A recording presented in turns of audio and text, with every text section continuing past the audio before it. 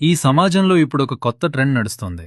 ఆడపిల్ల తన వాళ్ళందర్నీ వదిలేసి ఎవరో ముక్కుమొహం తెలియనివాడి కోసం వస్తుందనేది. కాని ఇప్పుడు జరుగుతున్నది పూర్తిగా వేరు. ఆమె తన వాళ్లను వదిలి రావటం రట్టే. కాని ఆ అబ్బాయి జీవితంలోకి ఆమె ప్రవేశించిన తర్వాత ఆ అబ్బాయి తన సొంత బంధువులకు, తన కుటుంబానికి, తన ప్రాణమిత్రులకు క్రమంగా దూరమవుతున్నాడు. విచిత్రం ఏంటంటే ఆ అమ్మాయి మాత్రం తన తల్లిదండ్రులకు, తన అక్కచెల్లెళ్లకు మునుపటి కంటే ఇంకా ఎక్కువ దగ్గరవుతుంది. చివరకు మనవడు, మనవరాలు కూడా నానమ్మకు దూరమవుతూ అమ్మమ్మకు దగ్గరవుతున్నారు. మన రక్తం పంచుకున్న బంధువులు మనకు దూరమైపోతుంటే ఆమె తరపు దూరపు బంధువులు మనకు అత్యంత ఆప్తులవుతున్నారు.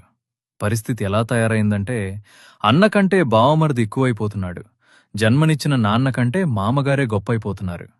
ఆడపిల్ల తన వాళ్ళను వదిలేసొస్తుంది అని లోకం తెగ పొగిడేస్తోంది. కాని అసలు విషయం ఏంటంటే తను వదిలేసొచ్చేది నిన్ను కలుపుకొని పోవటానికి మాత్రమే, కేవలం నిన్ను మాత్రమే.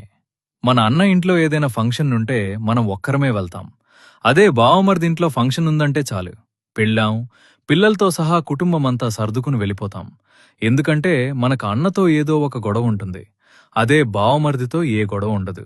నీకు నీ బావమరిదికి మధ్య ఉన్నది కేవలం చుక్కముక్క రిలేషన్ మాత్రమే.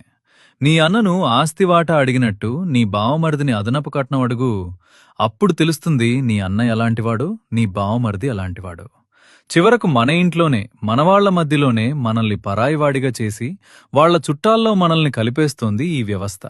ఇంకా క్లియర్గా చెప్పాలంటే ఒక్కసారి నీ ఫోన్లో మీ అమ్మతో, మీ నాన్నతో నువ్వు ఎంత సమయం మాట్లాడావో చూసుకో.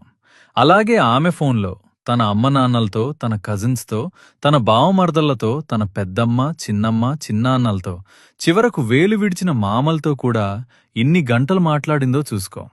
అప్పుడైనా నీకు అర్థమవుతుంది ఎవరు అన్నిటినీ, అందర్నీ వదిలేసి బతుకుతున్నారో.